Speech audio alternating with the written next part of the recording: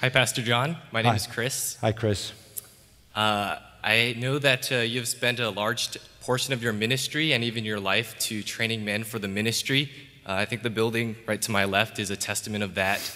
So I have a two-part question for you. First of all, what would you say to a young man who was aspiring to be in full-time ministry, who strongly desired it, but wasn't quite sure that he was called by God? And secondly, what are some major pitfalls that that same young man should be looking out for? Sure. I think I know who that young man is.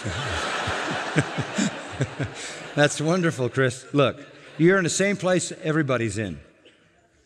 I never had an epiphany. An angel never showed up. I never heard a voice out of heaven. When I looked at my own life and said, what do I want to do? There were no supernatural events. There were no supernatural events. All I could look at was a desire. And I think that fits perfectly the New Testament pattern. 1 Timothy 3, if a man desires the office of an overseer or pastor, he desires a noble work. The assumption there is that this is the normal way that God indicates the calling, through desire. Through desire. And as that desire flourishes and strengthens, it becomes a singular desire. All I can tell you is there were times in my life when I thought I would be a preacher. Then there were times in my life when I hoped I would be a preacher. Then there were times in the progression of that when I knew I would be a preacher. Then there were times when I knew I couldn't be anything other than a preacher or a pastor. And I think it's that desire that grows and develops. And what grew it in me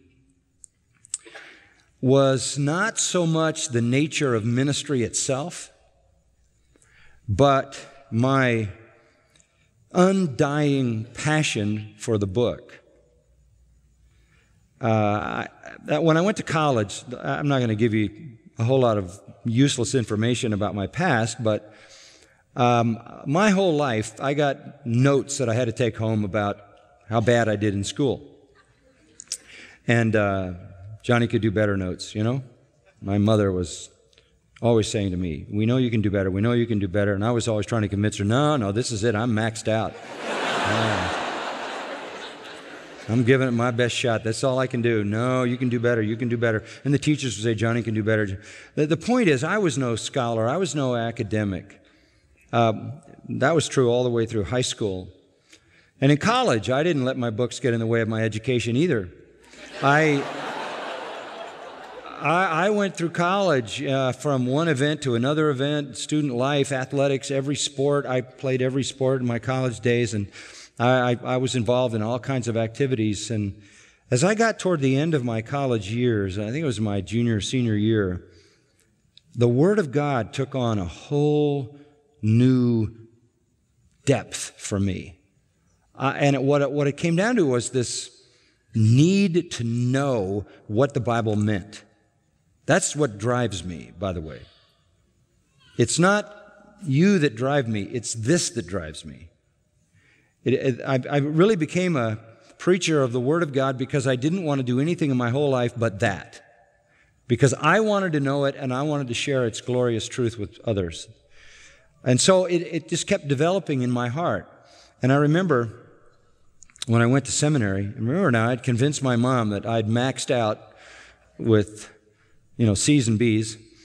And I went to seminary, and I remember the first time I showed her my first semester report card,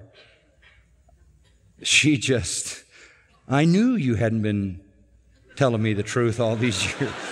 I went through seminary, and I did so well, and I graduated with honors and all of that, and there was one driving reason. I was doing what I really loved. And the passion was there. So The other components of that, the desire, the growing, explosive desire in your heart that eliminates anything else. The next thing comes along was confirmation from the people, who were saying, you want to teach? Let's hear you teach. And that's fine as far as it goes. But if you say, I'm called to teach, and you teach, and everybody says, oh, no, you're not. Maybe you ought to think about that. But where there's affirmation of your giftedness and where there's confirmation by the leadership of the church that your character and your giftedness fits this, so you have the laying on of the hands like in the case of Timothy. But all the way along, sure, there's a certain sense of, is this really what I ought to do? Why? Because there's this nagging unworthiness. There's this reality that how am I going to survive? How am I going to be faithful? And you just take it a day at a time. And I will tell you that it is the greatest joy. It continues to be the greatest joy of my life, but it continues also to be more important than it's ever been in the past. It's a growing joy that I have. So there is a certain sense in which it's a flourishing, developing desire. Eventually, you can't do anything but that, because that begins to completely capture your heart. Then you have to look at your giftedness, response, affirmation from spiritual leaders around you. Set aside your fallenness, because the only kind of people the Lord can use are broken vessels, because that's all there are. Okay? And when it comes to that, and I tell young guys this all the time, all ministry comes back to this book. All of it. All of it is informed by this book. So when you want to get trained, get the tools to understand this book. And then when you've gotten that foundation, you can go take whatever field you want, whether you want to teach or whether you want to be in a university or whether you want to teach in a seminary, pastor a church, or be a missionary. But in the end of the day, all ministry is a dissemination of divine truth, right? And that's what you want to make sure you grasp. If you're young enough, you still have a little bit of doubt about whether this is what you ought to do. And I can honestly say that I had no idea when I went to seminary what I was going to do. I just was driven to dig into the Word of God, and I loved it. I don't think I even knew till I finally got to my third year where it would go. But I think you can start there, and if the Lord continues to make that desire flourish, that you're going to find you're in the right spot. My guess is if that's already a passion for you, that's the work of the Lord in your heart.